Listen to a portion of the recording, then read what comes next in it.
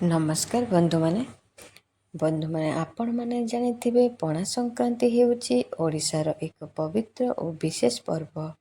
ଏହି ଦିନରୁ ଆରମ୍ଭ ହୁଏ ଓଡ଼ିଆ ନବବର୍ଷ ଏବଂ ଏହା ସହିତ ଆସେ ନୂଆ ଆଶା, ନୂଆ ସୁଯୋଗ ଓ ନୂଆ ଭାଗ୍ୟର ଦ୍ୱାର। କିନ୍ତୁ ବନ୍ଧୁମାନେ, ଏହି ବର୍ଷ ପଣା ସଂକ୍ରାନ୍ତି ଆଉ ସାଧାରଣ ନୁହେଁ। ଏହିଥର ଗ୍ରହ ନକ୍ଷତ୍ରମାନଙ୍କର ଏମିତି ସଂଯୋଗ ଘଟୁଛି ଯାହା ଦଶକ ପରେ ଦେଖିବାକୁ ମିଳୁଛି। ଜ୍ୟୋତିଷ ଶାସ୍ତ୍ର ଅନୁସାରେ ଏହି ସମୟରେ ସୂର୍ଯ୍ୟ, ଶୁକ୍ର ଓ ବୃହସ୍ପତିଙ୍କର ବିଶେଷ ପ୍ରଭାବ ପଡ଼ିବ କିଛି ରାଶିଙ୍କ ଉପରେ, ଯାହାଫଳରେ ସେହି ରାଶିମାନଙ୍କ ଜୀବନରେ ଆସିବ ଏମିତି ପରିବର୍ତ୍ତନ ଯାହା ସେମାନେ କେବେ ଭାବି ନଥିବେ। ହଁ ବନ୍ଧୁମାନେ, କିଛି ରାଶିଙ୍କର ଭାଗ୍ୟ ଏବେ ସମ୍ପୂର୍ଣ୍ଣ ବଦଳିବାକୁ ଯାଉଛି। ଗରିବରୁ ଧନୀ, ସମସ୍ୟାରୁ ସଫଳତା, ଚିନ୍ତାରୁ ଖୁସି, ଏମିତି ବଡ଼ ପରିବର୍ତ୍ତନ ଆସିବାକୁ ଯାଉଛି। ଯେଉଁମାନେ ଦୀର୍ଘ ଦିନ ଧରି କଷ୍ଟ ଭୋଗୁଥିଲେ, ଯେଉଁମାନଙ୍କର ଧନ ଅଟକି ଯାଇଥିଲା, ଯେଉଁମାନଙ୍କର ଜୀବନରେ ଥିଲା କେବଳ ଚିନ୍ତା ଓ ଅସୁବିଧା, ସେମାନଙ୍କ ପାଇଁ ଆସୁଛି ସୁନାର ସମୟ। ପଣା ସଂକ୍ରାନ୍ତି ପରେ ଏହି 4 ରାଶିର ଲୋକେ ହେବେ କୋଟିପତି।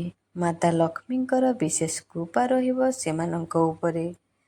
ତେବେ ବନ୍ଧୁମାନେ, ଏହି ଭିଡ଼ିଓଟିକୁ ଶେଷ ପର୍ଯ୍ୟନ୍ତ ନିଶ୍ଚୟ ଦେଖନ୍ତୁ, କାରଣ ହୋଇପାରେ ସେହି ଭାଗ୍ୟଶାଳୀ ରାଶିମାନଙ୍କ ମଧ୍ୟରେ ଆପଣଙ୍କର ରାଶି ମଧ୍ୟ ଥାଇପାରେ।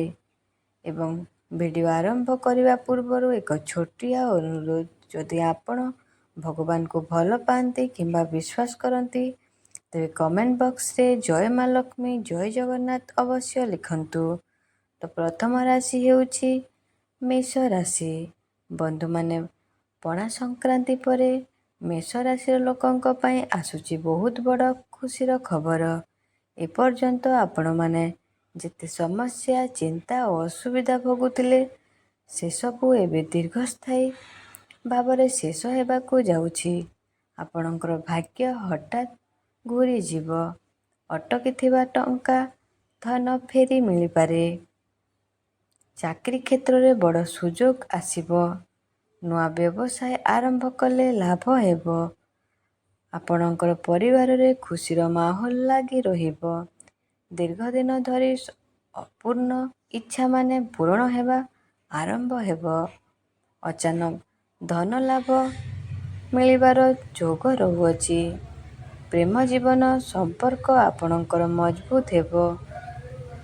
ତ ବନ୍ଧୁମାନେ, ଦ୍ୱିତୀୟ ରାଶି ହେଉଛି ବୃଷ ରାଶି। ବୃଷ ରାଶି ପାଇଁ ପଣା ସଂକ୍ରାନ୍ତି ପରେ ସବୁଠାରୁ ଶୁଭ ସମୟ ଆରମ୍ଭ ହେବ। ମାତା ଲକ୍ଷ୍ମୀଙ୍କ ବିଶେଷ କୃପା ରହିବ ଆପଣଙ୍କର ଉପରେ। ଆପଣଙ୍କର ଆର୍ଥିକ ସମସ୍ୟା ଏବେ ଶେଷ ହୋଇପାରେ। ଟଙ୍କା ଆସିବାର ନୂଆ ମାର୍ଗ ଖୋଲିଯିବ। ପୁରୁଣା ଋଣ ଆପଣ ଶୋଧ କରିପାରନ୍ତି। ବ୍ୟବସାୟରେ ଦ୍ୱିଗୁଣିତ ଲାଭ ମିଳିପାରେ। ଆପଣଙ୍କର ଘରେ ଶାନ୍ତି ଓ ସମୃଦ୍ଧି ବଢ଼ିବ। ପରିବାରରେ ଆପଣଙ୍କର ଖୁସିରେ ସମୟ କାଟିବେ। ଆପଣ ସଞ୍ଚୟ ବଢ଼ିବ। ଆପଣ ଇନଭେଷ୍ଟ କରିଲେ ଲାଭ ମିଳିବ। ପରିବାରର ସହଯୋଗ ମିଳିବ। ସମ୍ପର୍କ ବହୁତ ମଜବୁତ ହେବ। ବୃଷ ରାଶିର ଜୀବନରେ ଆସୁଛି ଧନ ଓ ସୁଖର ବର୍ଷା।